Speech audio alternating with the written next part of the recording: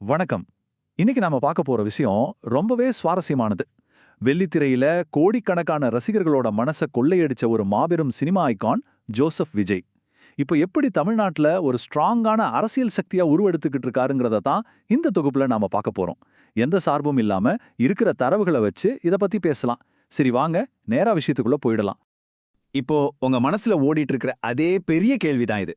Cinema ஹீரோல இருந்து அரசியல் தலைவரா? கெரியரோட உச்சத்துல இருக்கும்போது மக்கள் சேவைக்காக இப்படி ஒரு முடிவை எடுக்கிறது திடீர்னு ஒரு ராத்திரியில தோணுன விஷயமா, இல்ல பல வருஷமா ரொம்ப தெளிவா பக்காவா பிளான் பண்ணப்பட்ட ஒரு நீண்ட கால பரிணாம வளர்ச்சியா? இதைத்தான் இன்னைக்கு நாம டீகோட் பண்ண போறோம். முதல்ல ஒரு மாபெரும் நட்சத்திரம் எப்படி அரசியலை நோக்கி திரும்பினாருங்கிறத பார்ப்போம். சாதாரணமா ஒரு நடிகர், அதுவும் தன்னோட சினிமா கேரியரோட முழுமையான உச்சத்துல இருக்கும்போது மொத்தமா அதை விட்டுட்டு வருதுங்கிறது ரொம்ப ரொம்ப அரிதான ஒரு விஷயம்ல. ஆனா இனிமேல் நான் மக்களுக்காக மக்கள் பக்கம்தான் நிக்க போறேன்னு களத்துல இறங்கிட்டார். இதுவே அவரோட முடிவோட ஆழத்தை நமக்கு காட்டுது. சரி, இதுதான அழித்தளம் எங்க ஆரம்பிச்சுது? விஎம்ஐ அமைப்பை பற்றி தெரிஞ்சுக்கலாமாங்க? இந்த விஎம்ஐ, அதாவது விஜய் மக்கள் இயக்கம், ஆரம்பத்துல இது வெறும் ஒரு சாதாரண ரசிகர் மன்றமா தான் இருந்துச்சு. ஆனா கவனிச்சிங்களா, இத வெறும் சினிமா ப்ரொமோஷனுக்காக மட்டும் அவர் யூஸ் பண்ணல. ரொம்ப தெளிவா அடித்தட்டு மக்களிடம் நேரடியாக சென்றடையக்கூடிய ஒரு சமூக நல அமைப்பா இதை அவர் மாத்தி அமைச்சாரு. இது ஏதோ பேச்சுக்கு சொன்ன விஷயம் கிடையாது பாஸ். பிரம்மாண்டமான இரத்த தான முகாம்களை தொடர்ந்து நடத்தினது, ஏழை மாணவர்களுக்கு இலவச கல்வியை கொடுத்தது, அப்புறம் புயல் நேரங்கள்ல நேரடியா களத்துல இறங்கி செஞ்ச நிவாரணப் பணிகள்னு நிறையவே செஞ்சிருக்காங்க. இதுதான் அவரோட அரசியல் பயணத்துக்கான ஸ்ட்ராங்கான பேஸ்மெண்ட். அடுத்ததா இந்த அமைப்பு எப்படி டிவிகே கட்சியா முழுமையா உருவெடுத்துச்சுன்னு பார்க்கலாம்.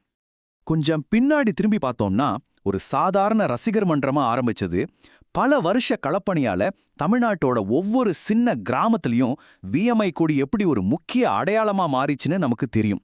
குறிப்பா சமீபத்துல நடந்த உள்ளாட்சி தேர்தல்கள்ல சுயேட்சையா நின்னு அவங்க ஜெயிச்சாங்க பாருங்க. அதுதான் இன்னைக்கு தமிழக வெற்றி கழகம், அதாவது டிவிகேங்கிற கட்சியோட மிகப்பெரிய முதுகெலும்பா மாறி இருக்கு. இப்போ நம்ம முன்னாடி இருக்கிற அசல் சவால், அதாவது 2026ஆம் ஆண்டின் சவால்களை பத்தி பேசுவோம். சினிமாவுல வில்லன்களை அடிக்கிறது ஈஸி, ஏன்னா அங்க முன்கூட்டியே எழுதப்பட்ட ஒரு ஸ்கிரிப்ட் இருக்கும்.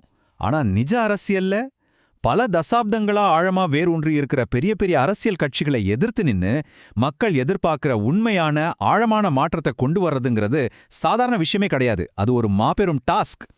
அப்போ இந்த பாரம்பரிய அரசியல் ஜாம்பவான்களை எப்படி அவர் சமாளிக்க போறார்? இங்கதான் அவரோட வியூகம் இருக்கு. தனக்கு இருக்கிற கிளீன் இமேஜை ஒரு சக்தி வாய்ந்த ஆயுதமா பயன்படுத்துறார். காலங்காலமா இருக்கிற அரசியல்வாதிகளை பார்த்து போர் அடிச்சு போய் ஒரு மாற்றுத் தலைவரை தேடிட்டு இருக்கிற இளைய தலைமுறையை ஈர்க்கிறதுக்காக எடுக்கப்பட்ட ஒரு சூப்பரான வியூகம் இது. அதனாலே அவருடைய ஒட்டுமொத்த அரசியல் அஸ்திவாரமும் இந்த ஒரு பவர்ஃபுல்லான கோஷத்துல தான் நிக்குது. சமூக நீதி மற்றும் ஊழலற்ற ஆட்சி, சாமானிய மக்களுக்கு சமூக சமத்துவமும் லஞ்சமே இல்லாத ஒரு நிர்வாகமும் கிடைக்கும்னு வாக்காளர்களுக்கு அவர் ஒரு தெளிவான உத்தரவாதம் தர்றார். தமிழ்நாட்டு அரசியல் வரலாற்றுல இது ஒரு மிகப்பெரிய டேர்னிங் பாயிண்ட்னு கண்டிப்பா சொல்லலாம். ஆனா 2026 சட்டமன்ற தேர்தலுங்கிற அந்த சிக்கலான களத்துல இந்த மாபெரும் இலக்குகள் நிஜத்திலே சாத்தியமாகுமா? சமூக நீதியையும் ஊழலற்ற ஆட்சியையும் நிலைநாட்ட தளபதியோட இந்த அரசியல் ஆட்டம் எப்படி இருக்க போகுது? நாம எல்லாரும் பொறுத்திருந்து தான் பார்க்கணும். நீங்க என்ன நினைக்கிறீங்க? இன்னொரு சுவாரஸ்யமான தொகுப்புல உங்களை சந்திக்கிறேன்.